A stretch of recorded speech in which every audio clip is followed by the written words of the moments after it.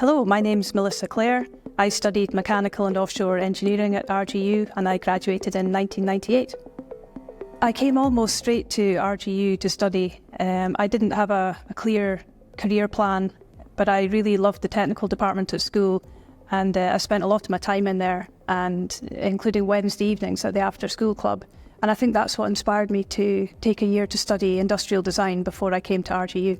I studied mechanical and offshore engineering at RGU, and although I still didn't know what I wanted to do, I knew that having an engineering degree would allow me to keep opportunities open. And I think that the offshore element also sparked my interest, and I studied that in third and fourth year, as I had a connection to the offshore industry through my dad, who's a retired helicopter pilot and was one of the North Sea aviation pioneers of the early 70s. I was the only female on my year to study the course, and I was quite surprised at the time, having come from a small school where it wasn't unusual for girls to study STEM subjects, including hands-on practical subjects. So I hadn't anticipated being the only one. But my peers and staff treated me just the same, and the staff were equally supportive of all students. I think some of the highlights during my studies were during the industry placements in the summer, which RGU helped to secure, and it allowed me to put theory into practice in real life projects. And I also developed softer skills like problem solving and teamwork, and I think that was really, really beneficial. And I was delighted to receive the A.D. Edmund Prize for Best Performance in the Engineering Applications module over the first 3 years of studying, and I believe that the industry placements contributed to that. My final year project was another highlight. I designed and built a pipe crawler for doing underwater pipe inspections, and it was made out of Meccano and bolted together, and with a motor to drive it. And I think it would probably look quite in place in the university's art and heritage collection these days. And it just goes to demonstrate how far we've come in the digital era and how fast technology is advancing. I started working offshore straight after graduation, and I spent my first 18 months in the North Sea as part of the rig crew.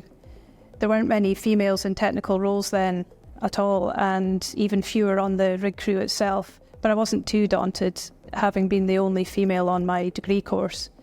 There were challenges though. The work was physically demanding. It was manual labour, long shifts, and the weather was quite harsh a lot of the time, and I do have vivid memories of being cold. There were also gender-related challenges to overcome, but the culture was generally positive, and I had really good support and mentorship onshore, which helped a lot. When I was appointed the first female rig manager, I had about 7 years' experience, which wasn't a lot in relative terms, but I think it really helped that I'd spent the majority of that offshore. And as well as gaining technical experience, I worked in positions of increasing responsibility, and I spent my final year offshore in a supervisory capacity. So I really understood the team structure and the team dynamic really well. Everybody had a role to play, and mine as the rig manager onshore at that time was to make sure that the team had everything that they needed to do theirs and to perform at their best. And I was accountable for that. Having spent 25 years in upstream oil and gas, I've recently established myself as an independent consultant in the energy industry. Building on my engineering background, I have a diverse range of experience, both technical and non-technical, ranging from well engineering to rig operations, project management, sales and marketing, contracts and procurement, and joint venture management. And I gained quite a lot of that experience working overseas in residential positions across Europe, Canada, West Africa and Asia Pacific. I was delighted and honoured to be awarded an honorary Masters in 2007 from RGU, and it was a lovely recognition not only of my achievements but of those who had supported and mentored me along the way, and it further demonstrated RGU's strong links with industry and its continued engagement with its alumni. I'm now privileged to serve on the board of RGU, and it's a great opportunity to be able to give back and also to help shape the future direction of the university. There are many compelling reasons for considering a career in STEM.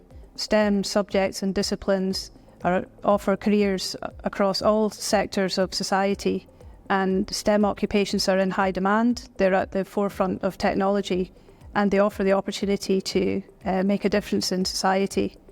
My STEM career has allowed me to travel all over the world and experience different cultures and different opportunities.